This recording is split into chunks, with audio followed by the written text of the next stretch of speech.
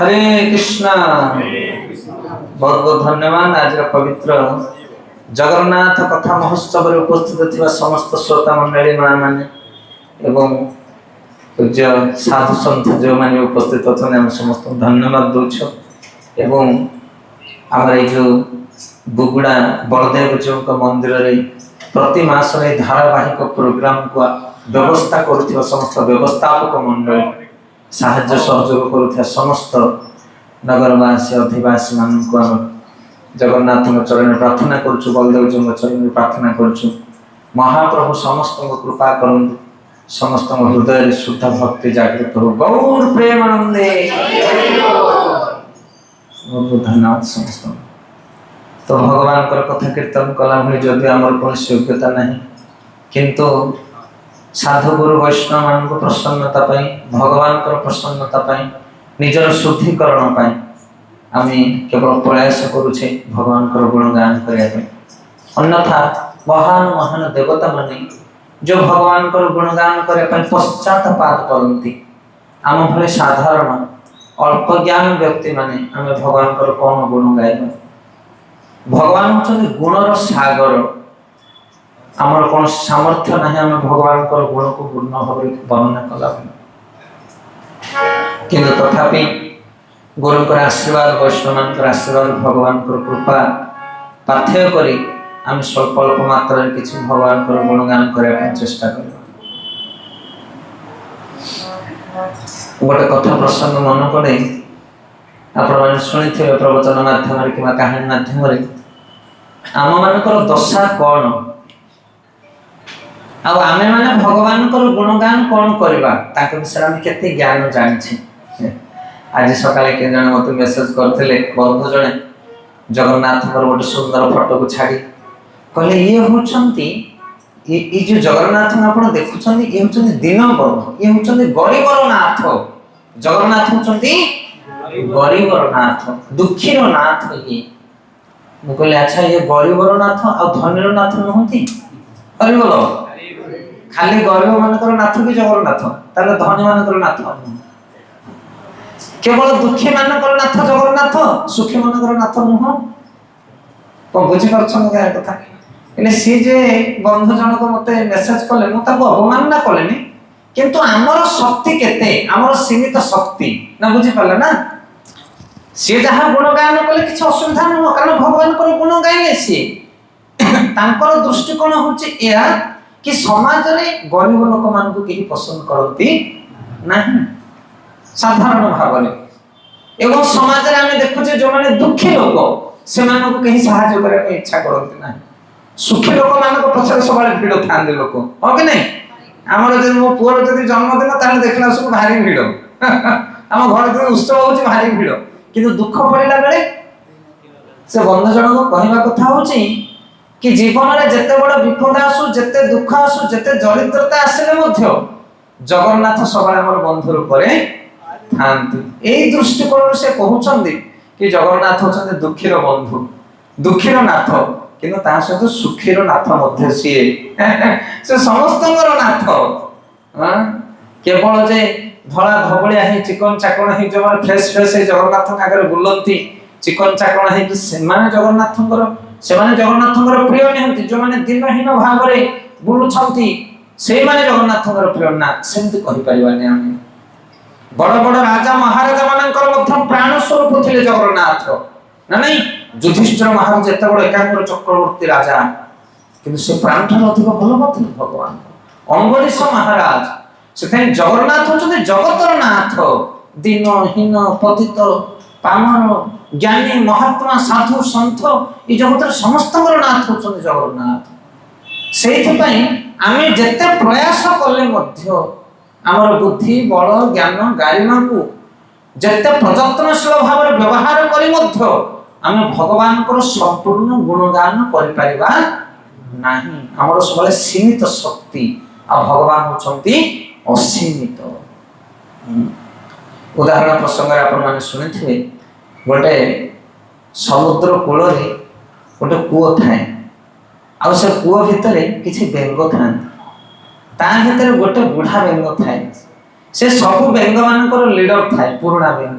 से जहाँ कहे अन्य सब बेंग मैंने कथा शुण दिनकर घटना ये जो समुद्र डेई डेई के आसिक गोटे बेंग कूह भितर पड़गला एवं से बेंग को देखला पर अन्य कूर बेंग मैंने पचारे भाई तुम कौट आस तुमको तो आम नुआ देखिलु से कहला भाई मु समुद्र आसे समुद्र सहीटा कौन आम तो नुआ के शुणु समुद्र कौन कारण से बेंग से कूह भितर बेंग मैंने समुद्र विषय कौन ज्ञान से कह समुद्र बहुत बड़ जल भंडार ना बहुत बड़ माने ए कूठू मध्य बड़ किए पचारुछन कूरे थिया बेंग माने से कहला अरे भाई ए कूठू बहु परिमाण रे बड़ ना माने ए कूह भलिया दीटा कूह ना ना ताठ बड़ ना ता माने पांचटा कूह भलिया हेथिबो ना ना ताठ बड़ ना 10टा कूह भलिया ना ताठ भी बड़ ना 100टा कूह भलिया ना ताठ भी बड़ तापर जो बुढ़ा बेंगटी थिला से कूह रे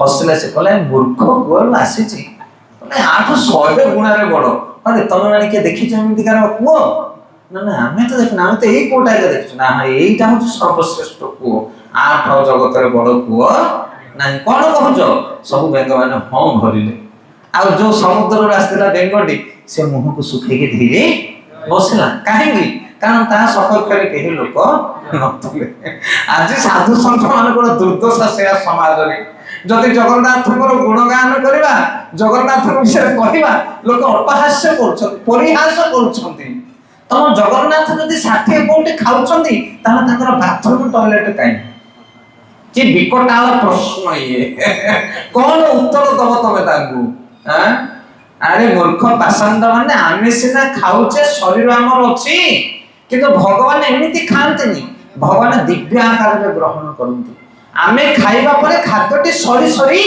जाए किंतु भगवान खाइला परे खाद्यटी बढ़ी बढ़ी जाए ये होची परिवर्तन सेथे हमर तुलना भगवान के साथ हम करि पारिबा नाही आमे होची कूह भीतर बेंग किंतु भगवान होची समुद्र भीतर बेंग तांको विषय हम कल्पना करि पारिबा नाही कदा सेति पई जो साधु संत महात्मा माने आसंती शास्त्र को अध्ययन करी भगवान को गुणगान करती आमर निज बुद्धि विवेक को पछरे पके आमे तांकर शरणाश्रित ही ता श्रवण करबा दरकार ताहला हम बुझि परिबा जगन्नाथ को गुणगान एबे आमे 3-4 दिन धरी चैतन्य चरितामृत पाठ करूछु ए पुस्तक देखुछन आपण ना ए जे चैतन्य चरितामृत चैतन्य महाप्रभुकर पूरा जीवन आलोचना करा जायछि तांकर जन्म ठारू अंतलीला पर्यंत चैतन्य महाप्रभु जतले पुरी धाम रे रहुथिले सेही समय रे ए जगन्नाथ उत्सव रे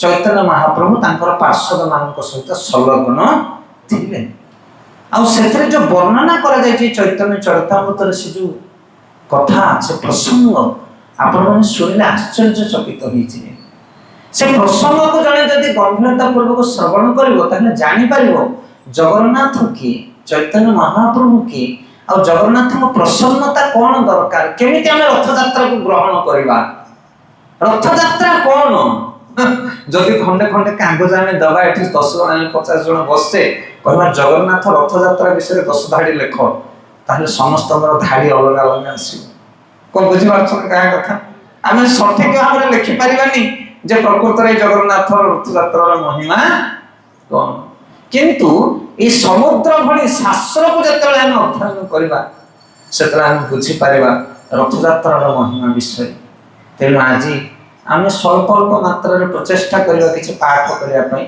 ये बहुत विस्तार लीला मत तो लागुचे मासे जदि कथा करबो ताहले जगन्नाथ रथ यात्रा कथा सरीबो नाही एते सुंदर एते अलौकिक प्रसंग ये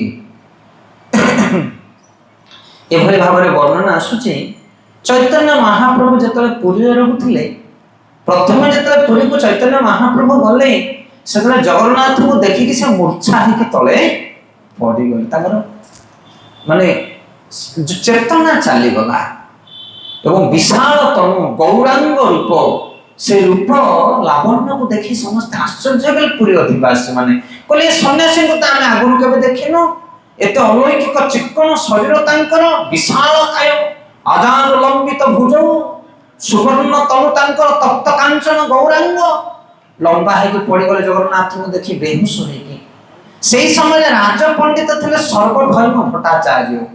ଆପଣ ଯଦି ଶ୍ଵେତ ଗଙ୍ଗା ଯିବେ, ଶ୍ଵେତ ଗଙ୍ଗା ଅଛନ୍ତି ଜଗନ୍ନାଥଙ୍କର ମନ୍ଦିର ଦକ୍ଷିଣ ପାର୍ଶ୍ୱରେ, ସେ ଶ୍ଵେତ ଗଙ୍ଗାର ଠିକ ଦକ୍ଷିଣ ପାର୍ଶ୍ୱରେ এই সর্বভৌম ভট্টাচার্যଙ୍କର ঘর, রাজ পণ্ডিত। ଆପଣ କେବେ ଗଲେ ଯାଆନ୍ତୁ, ଜଷ୍ଟ ମାନେ ଶ୍ଵେତଗଙ୍ଗା କୂଳକୁ ଲାଗି ସେ ଭିତରେ ଆପଣ ପଶିବେ, ଦେଖିବେ ଚୈତନ୍ୟ ମହାପ୍ରଭୁଙ୍କର ସେଠି ଗୋଟେ ଫଟୋ ଅଛି, ଷଡ଼ଭୁଜ ଗୌରାଙ୍ଗ ଫଟୋ, 6ଟା ହାତ ଥିବ ଗୌରାଙ୍ଗ ମହାପ୍ରଭୁଙ୍କର। କଣ କଣ 6ଟା ହାତ? ଗୋଟେ ହାତରେ ଦଣ୍ଡ କମଣ୍ଡଳ ଧରିଥିବେ ସନ୍ନ୍ୟାସୀ ବେଶ, ଆଉ ଗୋଟେ ହାତରେ କାଣ୍ଡ କୋଦଣ୍ଡ। କିଏ ଧରିଥିଲେ କାଣ୍ଡ କୋଦଣ୍ଡ? ରାମଚନ୍ଦ୍ର ମହାପ୍ରଭୁ। ଆଉ ଗୋଟେ ହାତରେ ବଂଶୀ ଧରିଛନ୍ତି। ଏବେ ବି ପୁରୀ ଧାମରେ ସେ ବିଗ୍ରହ ଦଣ୍ଡାୟମାନ ଅଛନ୍ତି। ଇଏ କୌଣସି ଲୋକ କଥା ନୁହଁ, ଏ ସତ୍ୟ ପ୍ରମାଣ। ଆଉ ଏ କଳିଯୁଗର କଥା, ମାତ୍ର 500 ବର୍ଷ ତଳର କଥା। ସର୍ବଭୌମ ଭଟ୍ଟାଚାର୍ଯ୍ୟ ରାଜ ପଣ୍ଡିତକୁ ଚୈତନ୍ୟ ମହାପ୍ରଭୁ ସେ ରୂପକୁ ଦେଖେଇଥିଲେ। ଆତ୍ମାରାମ ଶ୍ଲୋକର ବ୍ୟାଖ୍ୟା କରିଥିଲେ ସର୍ବଭୌମ ଭଟ୍ଟାଚାର୍ଯ୍ୟ। 100 ଠାରୁ ଅଧିକ ପ୍ରକାର ବ୍ୟାଖ୍ୟା କଲେ, କିନ୍ତୁ ଚୈତନ୍ୟ ମହାପ୍ରଭୁ ସେଥିରେ ଖୁସି ହେଲେନି। ସେ ଆଉ ଥରେ ବୈଷ୍ଣବ ଭାଷ୍ୟ ପ୍ରଦାନ କଲେ। ସେ ଭାଷ୍ୟକୁ ଶୁଣି ଚକିତ ହେଇଗଲେ ସର୍ବଭୌମ ଭଟ୍ଟାଚାର୍ଯ୍ୟ। କହିଲେ ଆପଣ କିଏ? এই ଶ୍ଲୋକକୁ ଏଭଳି ଭାବରେ ଆବୃତ୍ତି କରିବାର ଶକ୍ତି ଜଗତରେ କାହାର ନାହିଁ, ଆପଣ କିଏ? ତାପରେ ଚୈତନ୍ୟ ମହାପ୍ରଭୁ ନିଜର ରୂପକୁ ଦେଖୁଥିଲେ, ମୁଁ ହଉଛି ସ୍ୱୟଂ ଭଗବାନ। କହିଲେ କିନ୍ତୁ এই ରୂପ ବିଷୟରେ କାହାକୁ ଆଲୋଚନା କରିବ ନାହିଁ, କାରଣ ମୁଁ ଛଦ୍ମ ବେଶରେ ଛନ୍ନ ଅବତାର ଭାବରେ ଅଛି। ଯେତେବେଳେ ଚୈତନ୍ୟ ମହାପ୍ରଭୁ ଜଗନ୍ନାଥଙ୍କୁ ଦେଖି ବେହୋସ ହେଇକି ପଡ଼ିଗଲେ, ତାପରେ ସର୍ବଭୌମ ଭଟ୍ଟାଚାର୍ଯ୍ୟ ତାଙ୍କୁ ଟେକିକି ନେଇଗଲେ ତାଙ୍କର ରାଜଉଆସକୁ ବା ତାଙ୍କର ବାସଭବନକୁ। ଏବଂ ତାଙ୍କର ଶରୀରର ସବୁ ଅଙ୍ଗର ଲକ୍ଷଣକୁ ଦେଖି ସେ ଜାଣିପାରିଲେ ଏହି କି ସାଧାରଣ ଲୋକ ନୁହନ୍ତି। ମହାପୁରୁଷ ମାନଙ୍କର ଅଙ୍ଗର ସବୁ ଲକ୍ଷଣ ବର୍ଣ୍ଣନା କରାଯାଇଛି। ତାଙ୍କର ନାସା ଲମ୍ବ, ବାହୁ ଲମ୍ବ ଏବଂ ଗଳା ଲମ୍ବ, କିଛି ଲମ୍ବ ଥାଏ ଏବଂ କିଛି ସଂକୀର୍ଣ୍ଣ ଥାଏ। এইভাবে ভাবে সেই স্থান যে ଅଛି, সেই স্থান জ্যোতি সর্বভৌম ভট্টাচার্য তাଙ୍କର লক্ষণକୁ ବର୍ଣ୍ଣନା କରୁଛନ୍ତି। ଦେଖିବା ମହାପୁରୁଷ ମାନଙ୍କର ଅଙ୍ଗ ଲକ୍ଷଣ ବର୍ଣ୍ଣନା କରାଯାଇଛି ସେଥିରେ, ଏବଂ ଚୈତନ୍ୟ ମହାପ୍ରଭୁଙ୍କର ସମସ୍ତ ଅଙ୍ଗ ମହାପୁରୁଷ ମାନଙ୍କର ଅଙ୍ଗର ଲକ୍ଷଣ ପରିପ୍ରକାଶ ହୋଇଥିଲା। ଚୈତନ୍ୟ ମହାପ୍ରଭୁ ରାଧା ଭାବରେ ଆସିଛନ୍ତି। ଭଗବାନ କୃଷ୍ଣଙ୍କର ଯେତେ ଅବତାର ଆପଣ ଦେଖିବେ ସମସ୍ତଙ୍କର ରୂପ ହେଉଛି ଶ୍ୟାମଳ ବର୍ଣ୍ଣ, କିନ୍ତୁ ଚୈତନ୍ୟ ମହାପ୍ରଭୁଙ୍କର ରୂପ ହେଉଛି ଗୌର ବର୍ଣ୍ଣ। କାହିଁକି? କାରଣ ସେ ରାଧାରାଣୀଙ୍କର ଭାବନାକୁ ହୃଦୟରେ ଗ୍ରହଣ କରୁଥିଲେ। ଆଉ ରାଧାରାଣୀଙ୍କ ଯେଭଳି ତନୁ ସେଭଳି ତାଙ୍କ ଶରୀର ହେଇଯାଉଥିଲା। ଆଉ ସେ ସବୁବେଳେ କାନ୍ଦୁଥିଲା, ଆଖିରୁ ଅନବରତ ଲୋତକ ବର୍ଷଣ ହଉଥିଲା। ହା କୃଷ୍ଣ ବୋଲି ସେ ସବୁବେଳେ ହୃଦୟରେ ଚିତ୍କାର କରୁଥିଲେ ଚୈତନ୍ୟ ମହାପ୍ରଭୁ। ଭଗବାନ କୃଷ୍ଣ ବୃନ୍ଦାବନରେ ରାଧାଙ୍କର ପ୍ରୀତିକୁ ଝୁରୁଥିଲେ। ରାଧାରାଣୀ ଯୋଉ ଭଗବାନ କୃଷ୍ଣଙ୍କୁ ଭଲ ପାଉଥିଲେ ଯେତିକି, ଏ ଜଗତରେ କୃଷ୍ଣଙ୍କୁ କେହି ସେତିକି ଭଲ ପାଉନଥିଲେ। ତେଣୁ ରାଧାରାଣୀଙ୍କ ହୃଦୟରେ ଯୋଉ ପ୍ରେମ, ରାଧାରାଣୀ ଜଗନ୍ନାଥଙ୍କୁ ଯେତିକି ଭଲ ପାଆନ୍ତି କୃଷ୍ଣଙ୍କୁ, ଆଉ ଏ ଜଗତରେ କେହି ଭଲ ପାଆନ୍ତି ନାହିଁ। ସେଇ ପ୍ରେମକୁ ଆସ୍ୱାଦନ କରିବା ପାଇଁ ସ୍ୱୟଂ ଭଗବାନ କୃଷ୍ଣ ରାଧା ଭାବରେ ଆସିଲେ। ବୁଝିପାରୁଛନ୍ତି କାହା କଥା? ମା ତାର ଶିଶୁକୁ ସ୍ତନ୍ୟପାନ କରାଇବା ସମୟରେ, ଆଦର କରିବା ସମୟରେ, ଯତ୍ନ ନେବା ସମୟରେ ମାକୁ ଯୋଉ ଆନନ୍ଦ ମିଳେ, ସେଇ ଆନନ୍ଦ କଣ ଶିଶୁ ଅନୁଭବ କରିପାରିବ? ନା। ଶିଶୁ କେତେବେଳେ ଅନୁଭବ କରିପାରିବ ସେ ଆନନ୍ଦ? ସିଏ ଯେତେବେଳେ ମା ହବ। ବୁଝିପାରୁଛନ୍ତି କାହା କଥା ପ୍ରସଙ୍ଗ? ତେଣୁ ଭଗବାନ କୃଷ୍ଣ ବୁଝିପାରନ୍ତିନି ରାଧାରାଣୀଙ୍କ ହୃଦୟକୁ। ରାଧାରାଣୀଙ୍କ ହୃଦୟର ଯୋଉ ପ୍ରୀତି, ତାକୁ ଭଗବାନ କୃଷ୍ଣ ବୁଝିପାରନ୍ତି ନାହିଁ, କଳନା କରିପାରନ୍ତି ନାହିଁ। ଏବଂ ସେଇଥିପାଇଁ ସେ ସ୍ୱୟଂ କଳି ଯୁଗରେ ରାଧା ଭାଗକୁ ଅଙ୍ଗୀକାର କରି ଆସିଲେ। ଆଉ 24 ଘଣ୍ଟା କୃଷ୍ଣ କୃଷ୍ଣ କୃଷ୍ଣ କୃଷ୍ଣ ସ୍ମରଣ କରୁଥିଲେ। ପାଗଳ ହେଇଯାଉଥିଲେ ଚୈତନ୍ୟ ମହାପ୍ରଭୁ, ମୂର୍ଚ୍ଛିତ ହେଇଯାଉଥିଲେ ସେ ପ୍ରେମକୁ ଆସ୍ୱାଦନ କରି କରି। ଯଦି ଗୌର ନା ହୋଇତେ তবে কি হইতে কেমনে ধরিতাম দে, রাধার মহিমা প্রেম রস সীমা জগতে জানতে কেন। ये बहुत गहन कथा आज्ञा। चैतन्य चरितामृत ये जो ग्रंथ, ये हूँ वैष्णव ग्रंथ। जड़े वैष्णवर रीति केमिति हवा दरकार, जड़े कृष्ण भक्त परायण व्यक्तिर भावना चेतना केमिति रहिबा दरकार, एथिरे वर्णना करायछि। साधारण पुस्तक नुह चैतन्य चरितामृत। गीता हूँ ज्ञानर ग्रंथ, भागवत हूँ भक्तिर ग्रंथ, आ चैतन्य चरितामृत हूँ भक्तर ग्रंथ।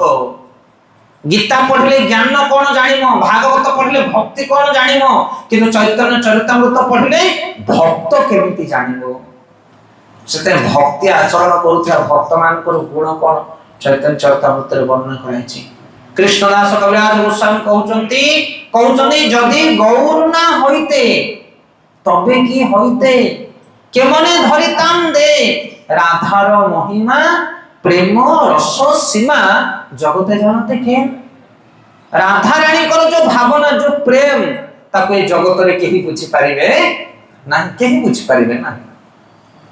आज कवि माने काव्यक माने विभिन्न प्रकार सब रचना करूछन राधा कृष्णकर प्रणय लीला विषय, किंतु सब रसाभास भजन।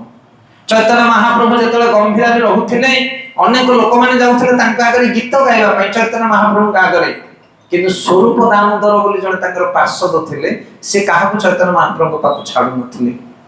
प्रथमे स्वरूप दामोदर पढ़िबे सुनिबे से भजन कोन भजन लेखिक आने जो सुनाओ, से भजन को सुनिला पर चैतन्य महाप्रभु को छाडुथिले। कारण आमे जो भजन आजिकल सुनते सब रसाभास भजन, रसगत संबंध ठीक नाही सेथिले। सेते राधा रानी कर जो भावना प्रेम रस सीमा, भगवान जगन्नाथ को भल पाइबार जो भक्ति जो प्रेम तार सीमा होछन राधा रानी, ताठार अधिक केही भगवान को भल पाई परिबे नाही। आ सेई प्रेम को प्रदान करिबा पई कलिजुग रे चैतन्य महाप्रभु आछन। अन्यथा राधा कृष्ण कर जो प्रेम भावना ए जगत रे केही केबे बुझी पारिबे नाही, असंभव। हमर श्री संप्रदाय रे किछ आचार्य माने थिले, से माने राधा कृष्ण कर पूजा करंतिनी, लक्ष्मी नारायण पूजा करिवे, कृष्ण रुक्मिणी कर पूजा करिवे, कबे राधा किए से माने राधा को स्वीकार करंतिनी।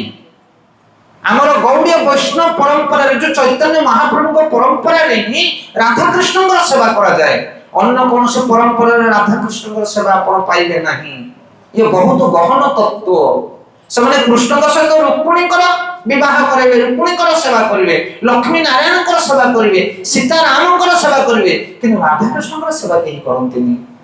जेतले ब्रह्ममाध्य गौड़ीय संप्रदाय आचार्य माने राधा कृष्ण कर पूजा कले, सेतले से माने विरोध कले ना, तुमे राधा रानी कर पूजा कर परिबो नाही कृष्ण को सहित, ये अबाध। तापर एमाने गौड़ीय वैष्णव माने आश्चर्य हे कहले कोन करबा, केमिति हम प्रमाण दबा जे राधा रानी कृष्ण को अति प्रिय भक्ता, केमिति हम प्रमाण दबा, केही पारिलेनी गौड़ीय वैष्णव माने समस्त हरास हो गेले। ये कथा अछि, आपण जदि बालेश्वर जिवे, बालेश्वर रे रेमुणा पाखरे जने आचार्य कर घर होछि बलदेव विद्याभूषण।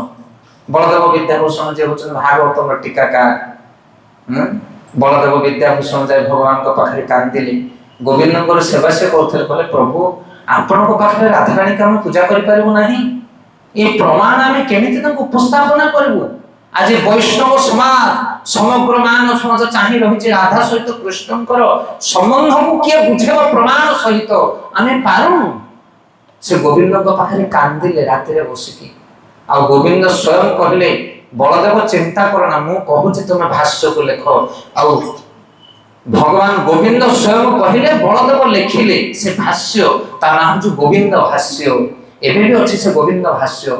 आ सेही भाष्य को बलदेव विद्याभूषण आनी ता पर दिन जो वैष्णव समाज रे बयान कले एवं समस्त नष्टमत करके ग्रहण कले कि हां राधा रानी को सहित कृष्ण सेवा पाई पारिबे। से पर्यंत राधा को सहित कृष्णकर जुगल मूर्तिर जो प्रीति संबंध को केही स्थापना करि परनथले, प्रामाणिक भाव रे केही प्रत्यापन करि परनथले। ई केते गहन कथा। तेनु चैतन्य महाप्रभु जतले पुरी रे निवास करूथले, सेही समय से जो लीला करिसंती, से लीला रे से परिप्रकाश करिसंती कि जगन्नाथ किए, जगन्नाथकर प्रेम कोन, प्रीति कोन, ताकर भावना कोन। एही बळी भाव रे दिन पर दिन अतिबाहित हो जाउ थाए। सेतेबेले राजा थांती प्रताप रुद्रदेव, गजपति महाराज प्रताप रुद्रदेव। प्रताप रुद्रदेव आसुछंती, कहउछन मु चैतन्य महाप्रभु को ଟିକେ दर्शन कर। चैतन्य महाप्रभु कहले ना, मु राजा को दर्शन देबी नाही, से होची विषयी राज पार्षद मान को सहित से रहे, सेही भली लोकर दर्शन कले मोर कृष्ण भावना नष्ट हो जिवो। देखो सन्यासी रो नियम केते, सन्यासी कौन से प्रकार धन्यान लोक मान को पाखु जानतेनी, विलास व्यसन परिवेश रहंतेनी सन्यास माने। ଚୈତନ୍ୟ ମହାପ୍ରଭୁ ମନା କଲେ, କହିଲେ ନା ମୁଁ ରାଜାକୁ ଦର୍ଶନ ଦେବିନି। ଦେଖନ୍ତୁ ଗଜପତି ରାଜା ସେ ଜଗନ୍ନାଥଙ୍କର ପ୍ରିୟ ପାତ୍ର, କିନ୍ତୁ ଚୈତନ୍ୟ ମହାପ୍ରଭୁ ମନା କଲେ ଯେ ଲୋକ ଶିକ୍ଷା। ତେଣୁ ଯଦି ସନ୍ନ୍ୟାସୀ ତୁମେ, ତାହେଲେ ସର୍ବଦା ବିଳାସ ବ୍ୟସନ ଏବଂ ଉଚ୍ଚକୋଟୀର ବ୍ୟକ୍ତିମାନଙ୍କ ଠାରୁ ଦୂରରେ ରହିବା ଦରକାର, ଏ ଶିକ୍ଷା। କିନ୍ତୁ ଚୈତନ୍ୟ ମହାପ୍ରଭୁ ହୃଦୟରେ ବହୁତ ଭଲ ପାଉଥିଲେ ପ୍ରତାପ ରୁଦ୍ରଦେବଙ୍କୁ, କାରଣ ସେ ଜଗନ୍ନାଥଙ୍କର ପ୍ରିୟ ସେବକ।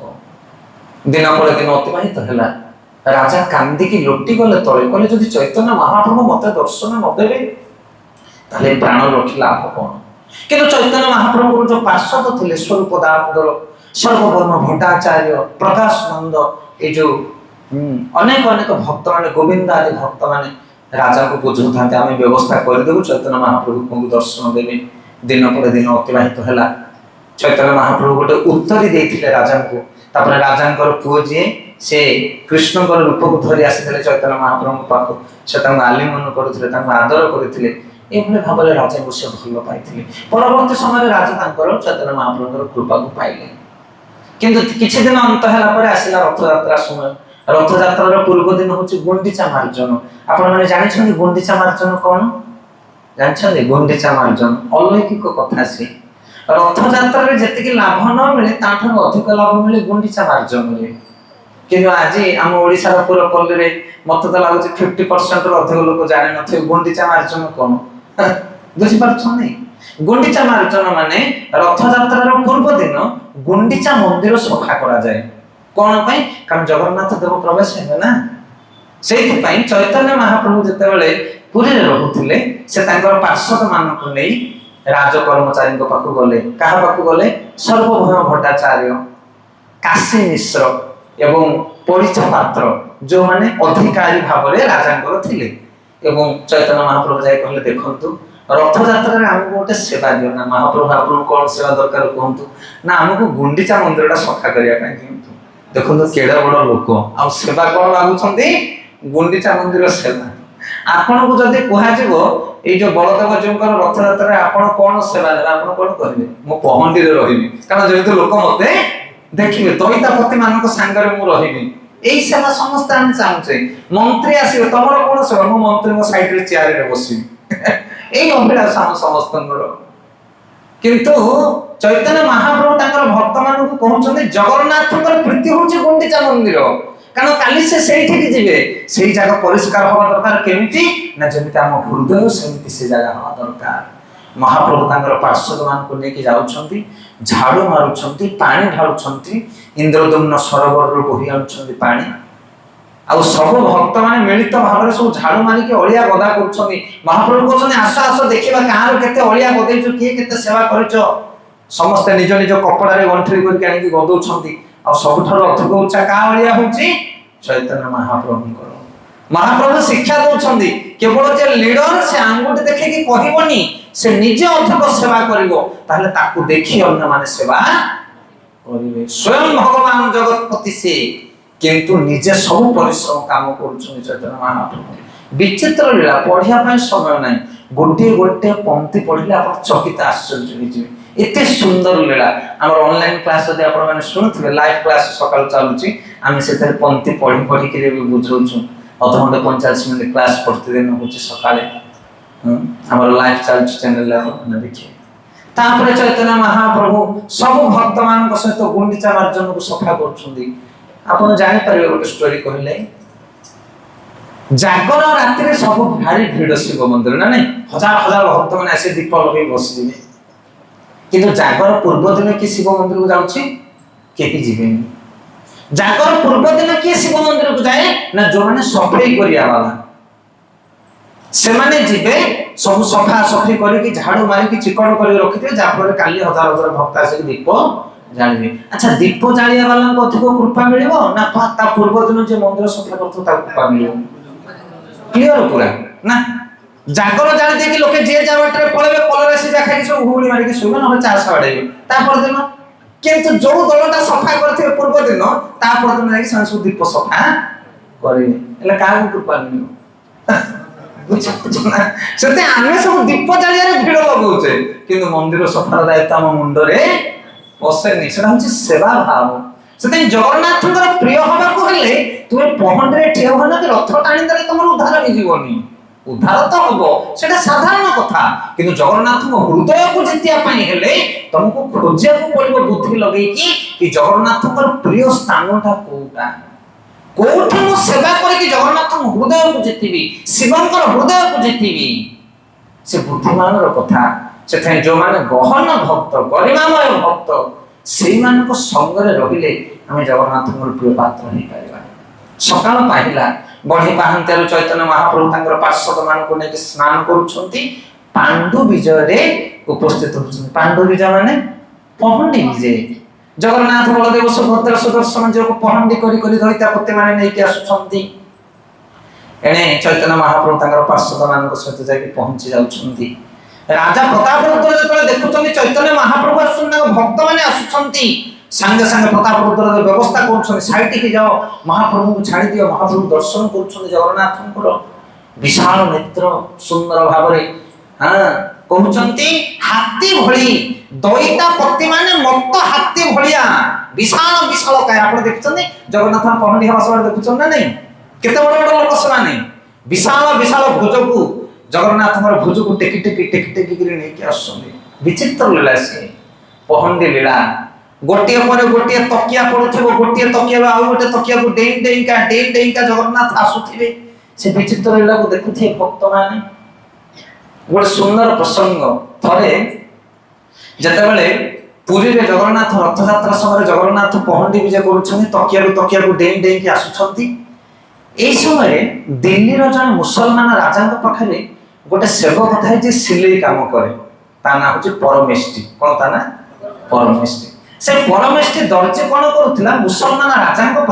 दिटा तकिया तैयारी करुला देखो कि अघटन घटन एवं से समय रथ यात्रा चालू थाए परमेष्टिर मन में भारी दुख कारण से जगन्नाथ सेवक मन में चिंता करता है आहा कि मुसलमान राजार सेवा मु करी जगन्नाथ दर्शन टी पाई पाले किंतु मन में भावु थाए पहंडी विजय होते जगन्नाथ तकिया ऊपर डेउथिबे डेई के आसुथिबे এই সময় ধ্যান করছি গোটে তকিয়া সিলে দিয়েছে বড় সুন্দর মখমলিয়া তকিয়া সে তকিয়া को দেখি ভাবুছি যদি জগন্নাথ চরণ এইথর মোর গোটে তকিয়া পড়ি যান্তা তাহলে মো জীবনটা সফল হই যান্তা এহা ভাবুছি এবং গোটে তকিয়া সিলে হেলা পরে সেটা को নেকি সাইডে উঠুছি আর গোটে তকিয়া সিলে করুছি এবং মନରେ এই চিন্তা করুছি এবং চিন্তা কর কর তাকে টিকে ছাই নিদ ভলিয়া ঘুমি লাগি যাইছি এবং আঁখিটা ফুলিছি एवं से घुमा भितर से देखुची टिके जस्ट अल्प समय भितर कि जगन्नाथ गोटे तकिया आउ गोटे तकिया को डेउनो तकिया तो फाटी गला तुला सब बाहरी गला एवं ये संगे संगे निजर तकियाटी नहीं से रखिदेला मु जगन्नाथ ता तकिया पर विराजमान करे गौर प्रियमान ए दृश्य को देखला जतरा परमेष्टि तापर आखि खोलिला आखि खोलि देखला मो तकिया काहे हम तकिया नाही अरे हो जो तकिया से रखिथिला से लेके राजा को पई से तकिया नाही कहले सतरे मन जगन्नाथ तकिया नहीं गले यह भाव थाए हृदय अपलोक आनंद आ गोटे तकिया थाए राजा को भेटी देला संध्या बेले राजा कहले हरे परमेष्टि आ गोटे तकिया काहे दुईटा देथिली ना आ गोटे जगन्नाथ नहीं गले ना पागला कथा कहूछ तू अछ दिल्ली रे जगन्नाथ अछन नीलांचल रे तो तकिया नहीं गले संग संग ना काहे मु तो एमिति स्वप्न देखि ना मिछ कहूछ ताको नहीं जेल में पुरै देले एवं राति अधरे से जो मुसलमान राजा को जगन्नाथ स्वप्न देश देले कहले ना ना से मोर सेवक मते से तकिया देछ मु ता तकिया को ग्रहण करते ताको छाड़ दे हरि बोल एई भली हमर महाप्रभु विभिन्न प्रकार लीला करंती आ जगन्नाथ देव तकिया रु तकिया डेई के आसी पहंडी पहुंच गले महाराज प्रतापरुद्र देव आसी कोन करछने झाड़ू मारी के सफा करछने छेरा पहरा से छेरा पहरा को जतले चैतन्य महाप्रभु देखिले से तो तांग हृदय विगलित हला कहले एते बड़ राजा हां एते बड़ राजा कोटिए ओडिया रो महुड़ मणि राजा किंतु तथापि से देखो केमते झाड़ू मारुछन बड़ दान तांग हृदय विगलित हला कहार कहले आकु मु प्रेम देवी सेति में से वर्णना करछन कृष्णदास कविराज गोस्वामी भगवान छन दीन बंधु माने कोन जा हृदय रे दीनता थाए दीनता अर्थ हीनता मोर किछि नाही हे नाथ तुम छड़ा किछि नाही मोर तो एते गाड़ी घोड़ा बैंक बैलेंस एते लोक माने मते जानंती किछि नाही केमिति ना ये सब तुच्छ बुझी परछन कहे कथा जे जगतर सकल संपत्तिर मालिक होई मध्य ଏ ସମ୍ପତ୍ତିକୁ ତୁଚ୍ଛ ବୋଲି ଭାବେ, କାରଣ ପ୍ରକୃତରେ ଏହା ତୁଚ୍ଛ। ଏଇ ଜ୍ଞାନକୁ ଯୋଉମାନେ ଗ୍ରହଣ କରନ୍ତି ସେମାନେ ନିଜକୁ ଦିନ ଭାବରେ ପ୍ରସ୍ତାବିତ କରିପାରନ୍ତି। କିନ୍ତୁ ଯୋଉମାନେ ଅଳ୍ପ ବିଦ୍ୟା ଭୟଂ କରି ଟିକେ ବି ଯୋଉମାନଙ୍କ ପାଖରେ ଜ୍ଞାନ ଥାଏ, ଧନ ଥାଏ, ସେମାନେ ମହା ଅହଙ୍କାରୀ ହେଇଯାନ୍ତି ଏବଂ ଜଗନ୍ନାଥ ସେମାନଙ୍କ କୃପାକୁ ସ୍ୱୀକାର କରନ୍ତି ନାହିଁ, ସେମାନଙ୍କର ସେବାକୁ। ତେଣୁ ପ୍ରତାପରୁଦ୍ର ଦେବ ଏତେ ବଡ଼ ରାଜା ଥିଲେ, କିନ୍ତୁ ସେ ଜାଣିଥିଲେ ଏ ସକଳ ସମ୍ପତ୍ତିର ମାଲିକ ହେଉଛନ୍ତି ପ୍ରଭୁ, ଆମେ ହଉଛେ ତାଙ୍କର ତୁଚ୍ଛ ସେବକ। ତେଣୁ ସେ ଝାଡୁ ମାରୁଥିଲେ। ଆକୁ କୁହାଯାଏ ଦୀନ ଭାବ। ଏଇ ଭାବନା ଯୋଉମାନଙ୍କ ହୃଦୟରେ ଥାଏ ଜଗନ୍ନାଥ ସେମାନଙ୍କୁ ସ୍ୱୀକାର କରନ୍ତି। ତାପରେ ରଥ ଉପରେ ବିରାଜମାନ କଲେ। ନବ ହେମମୟ ରଥ ସୁମେରୁ ଆକାର, ବର୍ଣ୍ଣନା କରାଯାଉଛି ଚୈତନ୍ୟ ଚରିତାମୃତରେ। ନବ ହେମମୟ ରଥ ସୁବର୍ଣ୍ଣ ରୂପ ଧାରଣ କରିଥିଲା। ହେମ ମାନେ କଣ? ସୁନା। ନବ ହେମମୟ ରଥ ସୁମେରୁ ଆକାର, ବିଶାଳ ରଥ। ଆଉ ସେ ରଥ ଉପରେ ଜଗନ୍ନାଥ ବଳଦେବ ସୁଭଦ୍ରା ବିରାଜମାନ କଲେ ତିନି ରଥ ଉପରେ। ଏବଂ ରଥକୁ ଟାଣିବା ଆରମ୍ଭ ହେଲା। ଗୌଡ଼ ମାନେ ଘର ଘର କରିକି ରଥକୁ ଟାଣୁଥିଲେ। ବହୁତ ସୁନ୍ଦର ଆଲୋଚନା। ଘଣ୍ଟ ଘଣ୍ଟି ବିଭିନ୍ନ ପ୍ରକାର ସବୁ ପତାକା, ସୁନ୍ଦର ଛତ୍ର ଦ୍ୱାରା ପରିବେଷ୍ଟିତ ସୁନ୍ଦର ରଥକୁ ଟଣା ଆରମ୍ଭ ହେଲା। ଯେତେବେଳେ ରଥ ଟଣା ଆରମ୍ଭ ହେଲା ସେତେବେଳେ ଚୈତନ୍ୟ ମହାପ୍ରଭୁ ତାଙ୍କର ପାର୍ଷଦ ମାନେ ଯୋଉମାନେ ଥିଲେ ସମସ୍ତଙ୍କୁ ଏକାଠି କରି 4ଟା ଦଳ ତିଆରି କଲେ କୀର୍ତ୍ତନ ପାଇଁ। ଗୋଟେ ଗୋଟେ ଦଳରେ ଜଣେ ଜଣେ ଗାୟକ, 5 ଜଣ ପାରିଆ, ଜଣେ ଜଣେ ନୃତ୍ୟ କରିବା ବାଲା, ଆଉ 2 ଜଣ ମାଦଳ। ମାଦଳ ମାନେ ମୃଦଙ୍ଗ ବଜାଇବା ବାଲା। ଲେଖା ହେଇଛି, ନାଁ ଲେଖା ହେଇଛି। 4ଟା ଦଳରେ ଗାଇବା ପାଇଁ 4 ଜଣ ଥିଲେ, ତାଙ୍କ ନାଁ କଣ? ମୃଦଙ୍ଗ ବଜାଉଥିଲେ 2 ଜଣ, 8 ଜଣ, ତାଙ୍କ ନାଁ ବି ଲେଖା ହେଇଛି। 5 ଜଣ ଲେଖା ପାଳିଆ ଅଛନ୍ତି, ତାଙ୍କ ନାଁ ବି ଲେଖା ହେଇଛି। ମାନେ ଏତେ ଡିଟେଲ ଲେଖା ହେଇଛି ଚୈତନ୍ୟ ଚରିତାମୃତରେ। ସେଟା ଆପଣମାନେ ପଢିବେ ବି। ଚୈତନ୍ୟ ଚରିତାମୃତ ଗ୍ରନ୍ଥ ପ୍ରଭୁଙ୍କ ପାଖରେ ଆଭେଲେବୁଲ ଅଛି। ମଧ୍ୟଲୀଳା ତ୍ରୟୋଦଶ ପରିଚ୍ଛେଦ, ଶ୍ରୀମନ୍ ମହାପ୍ରଭୁଙ୍କର ରଥାଗ୍ର ନୃତ୍ୟ। 4 ଦଳରେ 8ଟା ମୃଦଙ୍ଗ ବାଦ୍ୟ ବାଲା, 4 ଜଣ ଗାୟକ, 5 ଜଣ ଲେଖା ପାଳିଆ, ଜଣେ ଜଣେ ନୃତ୍ୟ କର। ଏଇଭଳି ଭାବରେ 4 ଦଳ ତିଆରି କଲେ। ଆଉ 3 ଦଳ ଆସିଥିଲେ ବାହାରୁ। ବଙ୍ଗାଲ ଶାନ୍ତିପୁରରୁ ଗୋଟେ ଦଳ ଆସିଥିଲେ ଅଦ୍ୱୈତ ଆଚାର୍ଯ୍ୟଙ୍କର ଗ୍ରାମରୁ, ତାଙ୍କ ପାଇଁ ଜଣେ ବୈଷ୍ଣବକୁ ଲିଡରସିପ ଦିଆଗଲା। ଆଉ ଗୋଟେ ଦଳ ଏଭଳି ଭାବରେ 7 ଦଳ କୀର୍ତ୍ତନିଆ ତିଆରି କଲେ ଚୈତନ୍ୟ ମହାପ୍ରଭୁ। ଜଗନ୍ନାଥଙ୍କ ଆଗରେ 4 ଦଳ, ପଛରେ ଗୋଟେ ଦଳ, 5 ଦଳ, 2 ପାର୍ଶ୍ୱରେ 2 ଦଳ, କେତେ ହେଲେ? 7 ଦଳ କୀର୍ତ୍ତନ ରଥର ଚତୁଃପାର୍ଶ୍ୱରେ ରହିଲେ ଏବଂ ରଥ ଟାଣିବା ଆରମ୍ଭ ହେଲା। ଦେଖନ୍ତୁ ଏତେ ସୁନ୍ଦର ବର୍ଣ୍ଣନା କରାଯାଇଛି। ସୁନ୍ଦର ଭାବରେ ନୃତ୍ୟ କୀର୍ତ୍ତନ, ହରିବୋଲ ହୁଳହୁଳି ବାଜିବାକୁ ଲାଗିଲା। ହରିବୋଲ ହରିବୋଲ, ଜୟ ଜଗନ୍ନାଥ ମହାପ୍ରଭୁ କି ଜୟ, ବଳଦେବ ସୁଭଦ୍ରା मैया की। ଘର ଘର ନାଦ ହୋଇ ଯେତେବେଳେ ଗୌଡ଼ ମାନେ ରଥକୁ ଟାଣିବା ଆରମ୍ଭ କଲେ ସେତେବେଳେ ଚୈତନ୍ୟ ମହାପ୍ରଭୁ ଉର୍ଦ୍ଧ୍ୱ ହୋଇ ନୃତ୍ୟ କରୁଥାନ୍ତି, କୀର୍ତ୍ତନ କରୁଥାନ୍ତି। ସେ କୀର୍ତ୍ତନ ଅବର୍ଣ୍ଣନୀୟ କୀର୍ତ୍ତନ କଲେ। ଚୌଦିଗରେ ଯେତେ ନୀଳାଞ୍ଚଳ ବାସୀ ମାନେ ଥିଲେ, ଆଗତ ଅଭ୍ୟାଗତ ସମସ୍ତେ ଭକ୍ତ ମାନେ ଦେଖି ଆତ୍ମବିଭୋର ହେଇଯାଉଥିଲେ। ସେ ନୃତ୍ୟ କେହି କେବେ ଦେଖିନଥିବେ ଆଗରୁ। ଆପଣମାନେ ଏବେ ବି ଯଦି ଦେଖିବେ ଗୌଡୀୟ ବୈଷ୍ଣବ ମାନଙ୍କର କୀର୍ତ୍ତନ, ଇସ୍କନ ବିଭୂତି ମାନଙ୍କର କୀର୍ତ୍ତନ, କି ଉଦଣ୍ଡ କୀର୍ତ୍ତନ, ସେଇ କୀର୍ତ୍ତନ ଆପଣ ଅଲଗା ଜାଗାରେ ପାଇବେ ନାହିଁ। ଆମର ଅଷ୍ଟପ୍ରହରୀଆ ମାନେ ମଧ୍ୟ ନୃତ୍ୟ କୀର୍ତ୍ତନ କରନ୍ତି, କିନ୍ତୁ ଫିଲ୍ମ ଷ୍ଟାଇଲର ଗୀତ ଗାଇବେ, ଆଲବମ ଷ୍ଟାଇଲର ହରିନାମ ଗାଇବେ। କିନ୍ତୁ ଯୋଉ ଡିଭୋଟି ମାନେ ଭକ୍ତ ମାନଙ୍କର ଯୋଉ ନାମ, ତାହା ହୃଦୟରୁ ସ୍ୱର ବାହାରେ। ବଡ଼ ସୁନ୍ଦର କୀର୍ତ୍ତନ ତାଙ୍କର। ଆଉ ଚୈତନ୍ୟ ମହାପ୍ରଭୁ 7ଟି ଦଳରେ ବୁଲି ବୁଲି କୀର୍ତ୍ତନ କରୁଥାନ୍ତି। କେତେବେଳେ ଏଇ ଦଳରେ ପଶିଯାନ୍ତି, କେତେବେଳେ ସେଇ ଦଳରେ ପଶିଯାନ୍ତି, କେତେବେଳେ ସେଇ ଦଳରେ ପଶିଯାନ୍ତି। ସବୁ ଦଳ ମାନଙ୍କରେ ବୁଲି ବୁଲିକି କୀର୍ତ୍ତନ କରନ୍ତି। କିନ୍ତୁ ସବୁ ଭକ୍ତ ମାନେ ଭାବନ୍ତି ଯଦି ମହାପ୍ରଭୁ କେବଳ ଆମ ଦଳରେ ରହନ୍ତେ ତାହେଲେ ଭଲ ଲାଗନ୍ତା। ଆମ ଦଳରୁ ସିଆଡେ ଚାଲିଗଲା ଆଉ ଭଲ ଲାଗୁନି। ଏଇ ଭାବକୁ ଦେଖି ଚୈତନ୍ୟ ମହାପ୍ରଭୁ ନିଜକୁ 7 ଭାଗରେ ବିଭକ୍ତ କଲେ। ଆଉ ସବୁ ଦଳ ଭିତରେ ମହାପ୍ରଭୁ କୀର୍ତ୍ତନ କରୁଥାନ୍ତି। ହରି ବୋଲ। এই ଦୃଶ୍ୟକୁ ସମସ୍ତେ ଦେଖିପାରନ୍ତି ନାହିଁ। କିଛି କିଛି ଭକ୍ତ ମାନେ এই ଦୃଶ୍ୟ ଦେଖିପାରନ୍ତି। ଆଉ ତା ଭିତରୁ ଜଣେ ଥିଲେ କିଏ? ପ୍ରତାପରୁଦ୍ର ଦେବ। ରାଜା ଦେଖୁଥାନ୍ତି ଲୀଳାକୁ। 7ଟା ଦଳରେ ଚୈତନ୍ୟ ମହାପ୍ରଭୁ କୀର୍ତ୍ତନ କରୁଛନ୍ତି। ସବୁ ଦଳରେ ଗଣାଙ୍ଗ ମହାପ୍ରଭୁଙ୍କର ଉର୍ଦ୍ଧ୍ୱ ବାହୁ ଦେଖାଯାଉଛି ଉପରକୁ, କୀର୍ତ୍ତନ କରୁଛନ୍ତି ଚୈତନ୍ୟ ମହାପ୍ରଭୁ। এই ରୂପକୁ ଦେଖି ସମସ୍ତେ ପ୍ରେମରେ ଗଦଗଦ। ପ୍ରତାପରୁଦ୍ର ଦେବ ରାଜା ଦେଖୁଛନ୍ତି ଚୈତନ୍ୟ ମହାପ୍ରଭୁଙ୍କର ଲୀଳା, ଆଗକୁ ଯାଉନାହାନ୍ତି। କାହିଁକି? କାରଣ ମହାପ୍ରଭୁ ମନା କରୁଛନ୍ତି ମୁଁ ରାଧାକୁ ସିଧା ଦର୍ଶନ ଦେବି ନାହିଁ। ତେଣୁ ରାଜା ଭୟରେ ପଛେଇ ଠିଆ ହୋଇଥାନ୍ତି। ଏବଂ ତାଙ୍କର ଜଣେ ସେବକ ଥାଏ, ତା ନାଁ ହେଉଛି ହରିଚନ୍ଦନ। କଣ ତା ନାଁ? ହରିଚନ୍ଦନ। ଯେତେବେଳେ ପ୍ରତାପରୁଦ୍ର ଦେବ ଚୈତନ୍ୟ ମହାପ୍ରଭୁଙ୍କର ନୃତ୍ୟକୁ ଦେଖୁଛନ୍ତି, ଏଇ ସମୟରେ ଶ୍ରୀନିବାସ ବୋଲି ଜଣେ ଭକ୍ତ ଚୈତନ୍ୟ ମହାପ୍ରଭୁଙ୍କର ଶ୍ରୀନିବାସ, ସିଏ କଣ କରନ୍ତି ଆଗରେ ଠିଆ ହେଇଯାଇଛନ୍ତି, ଯାହାଫଳରେ ପ୍ରତାପରୁଦ୍ର ଦେବ ଆଉ ଚୈତନ୍ୟ ମହାପ୍ରଭୁଙ୍କର ନୃତ୍ୟ ଦେଖି ପାରୁନାହାନ୍ତି, ବାରମ୍ବାର ଏପଟ ସେପଟ ହେଇକି ଦେଖୁଛନ୍ତି। କିଏ ଆଗଳ ହେଇଯାଉଛନ୍ତି? ଶ୍ରୀନିବାସ। ଶ୍ରୀନିବାସ ଇଏ ଯୋଉ ପାଖରେ ରାଜାଙ୍କ ପାଖରେ ଠିଆ ହେଇଛି ହରିଚନ୍ଦନ, ସେ କହିଲା ଏଇ ଲୋକଟା କିଏ ରାଜାଙ୍କ ଆଗରେ ଠିଆ ହେଇଛି, ରାଜା ଦେଖୁ ପାରୁନାହାନ୍ତି ମହାପ୍ରଭୁଙ୍କ ନୃତ୍ୟ, ସେ ଯାଇକି ଶ୍ରୀନିବାସଙ୍କୁ ପେଲି ଦଉଛନ୍ତି। କିଏ ପେଲୁଛନ୍ତି? ହରିଚନ୍ଦନ। ଥରେ ପେଲିଲେ, ଇଏ ଶ୍ରୀନିବାସ କହିଲେ କାହିଁକି ଡିଷ୍ଟର୍ବ କରୁଛି କିଏ ଗୋଟେ, ପୁଣି ଯାଇକି ଆଉ ଗୋଟେ ଧକ୍କା ମାରିଲା, କାହିଁ ଏମିତି କିଏ ପେଲୁଛି। 3 ଥର ଯେତେବେଳେ ଧକ୍କା ମାରିଲେ, ସେ ଶ୍ରୀନିବାସ ଗୋଟେ ଚାପଡ଼ା ବଜେଇଲେ। କାହାକୁ? ହରିଚନ୍ଦନ। ହରିଚନ୍ଦନ ରାଗିକି ଚାହିଁଲା, ଜାଣିନ ତ ମୁଁ ରାଜା ଲୋକ, ସାଙ୍ଗେ ସାଙ୍ଗେ କ୍ରୋଧିତ ହେଇଗଲା, ଗରମ ହେଇଗଲା। କଣ କହିବା ପାଇଁ ଶ୍ରୀନିବାସଙ୍କୁ ସେ ଚେଷ୍ଟା କରୁଥିଲା, ରାଜା କଣ ନେଲା, ରାଜା କହିଲେ ଚୁପ୍, ସିଧା ପଳେଇ ପାଟି କରୁନା। ହରିଚନ୍ଦନ ଚୁପ୍ କେମିତି ପଳେଇ ଆସିଲା ରାଜାଙ୍କ, କହିଲେ ମହାରାଜ ସେ ମତେ ମାରିଲା ଏଠି। ନା ତତେ ମାରିଲା କଣ, ମତେ ମାଡୁଟା ହେଇଥିଲା ବି ଭଲ ହେଇଥାନ୍ତା, ତୁ ଭାଗ୍ୟବାନ ତତେ ବାଜିଲା ସେ ଚାପଡ଼ା, ମୋ ଗାଲରେ ଯଦି ବାଜିଥାନ୍ତା ମୋ ଜୀବନ ଧନ୍ୟ ହେଇଯାଇଥାନ୍ତା। ହରିଚନ୍ଦନ ମୁଣ୍ଡକୁ ପୋତିଦେଲା। କହିଲା ସତରେ ନା, କାରଣ ସେମାନେ ହଉଛନ୍ତି ମହାପ୍ରଭୁଙ୍କର ସେବକ, ସେମାନଙ୍କର ଲାତ ଖାଇଲେ ତୋର ଉଦ୍ଧାର ହେଇଯିବ। ଆରେ କଣ ମୋ ଭଳିଆ ପାପି ତାଙ୍କ ଆଗକୁ ଯାଇପାରୁନି, ତୁ ତ ଚାପଡ଼ା ଖାଇପାରୁନି। ସେ ସବୁ ଲୀଳା ଏଥିରେ ବର୍ଣ୍ଣନା କରାଯାଇଛି। ଆମେ ପାଠ କଲେ ସମୟ ଚାଲିଯିବ, କାରଣ ଜଗନ୍ନାଥ ରଥ ହେଇଗଲାଣି, ସେଥିପାଇଁ ଲୀଳା ଆପଣମାନଙ୍କ ଆଗରେ ବାହାର କରୁଛି।